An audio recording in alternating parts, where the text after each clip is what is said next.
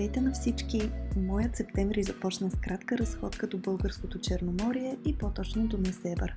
Разполагах едва с ден и половина, който беше определен за дълги разходки и няколко срещи с приятели. Времето беше точно както го исках, облачно, но топло. Не бях посещавала Несебър повече от 11 години, затова ми беше интересно да прекарам един ден в Стария град и да видя какво ново се случва тук.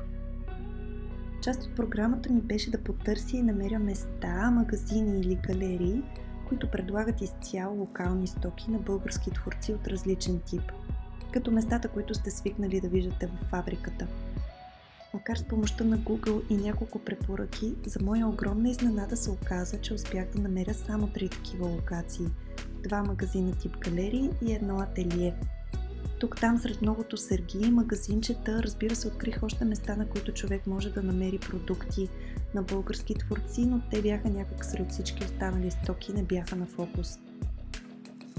Винаги съм си мислила, че са толкова много талантливи и творящи хора в страната ни, но такива туристически локации би било пълно с местни произведения, които показват тукашния талант. Независимо от това, все пак местата, които посетихме, впечатлиха много и искрено ви препоръчвам, ако сте в района, да отделите време, за да ги разгледате. Първото място, което намерих, беше животното и галерията. В самото сърце на Стария град, в стара несебърска къща, ще намерите чудесна селекция изцяло от актуални български творци. Много бижута, много керамика, различни видове сувенири. И ако си мислите, че това е поредното добре изглеждащо магазинче, което ви показвам, бъркате. С прекрачването на прага усещате аромат на бухтички и детски възгласи. Оказва се, че магазинът е част от къщата на собствениците, а няколко стъпала точно зад касата ви делят от галерия, която се намира в самия им дом. Уви, за мое голямо съжаление, в този ранен час нямаше как да я посетя, тъй като беше време за закуска на децата. Признавам си, че досега никога не бях посещавала галерия, която буквално е част от нечие жилище. И съответно всичко, което се случва в дома, дава отражение на магазинната част. Впечатляващо е, че това място съществува почти 2 десетилетия, като през времето е променяло облик и концепция, но основата е една – българско творчество.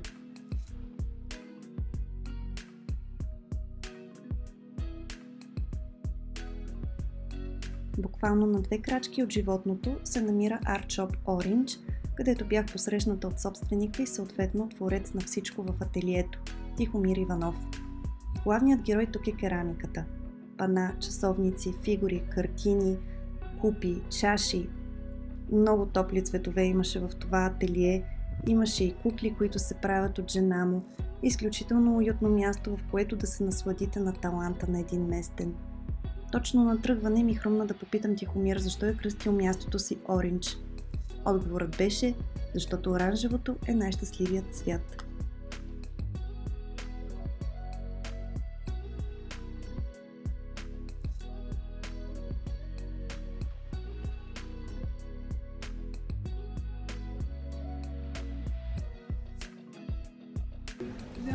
И тук тези симпатяги.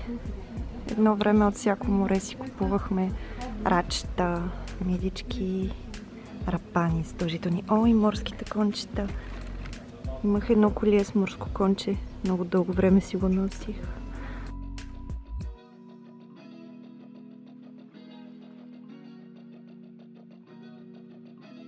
Ето една несебърска маца. Мацо,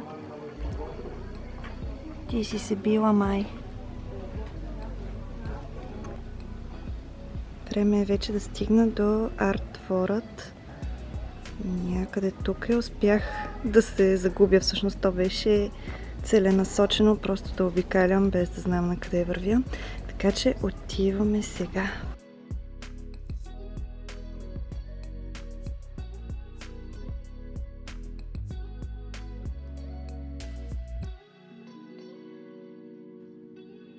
За финал оставям мястото, заради което, признавам си, най-много исках да посетя Несебър, за да се запозная с Рали от Филокалист, с която си пишем в Инстаграм от толкова отдавна, и за да видя нейния арт-двор.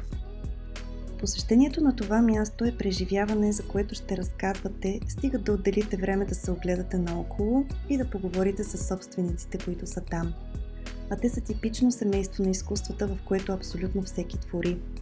Пристъпвайки в тази стара несебърска къща, вие не просто влизате в магазин, вие влизате в дома на Ралица. Там, където е част от кухнята, с мивката, с чиниите, скритата пералня в шкафа, банята и простора за пране. Там е и галерията. Убедена съм, че повечето посетители не си дават сметката за това, тъй като всеки сантиметър от този двор е покрит с картини, рисунки, бижута и всякакви красиви предмети. А окото има нужда да свикне, да се огледа и да възприеме тази информация. В арт-дворът ще намерите творения на Фило Калист, Арт Понтик, Соня Германова, а идеята им е през следващия сезон да поканят в своя двор и други автори.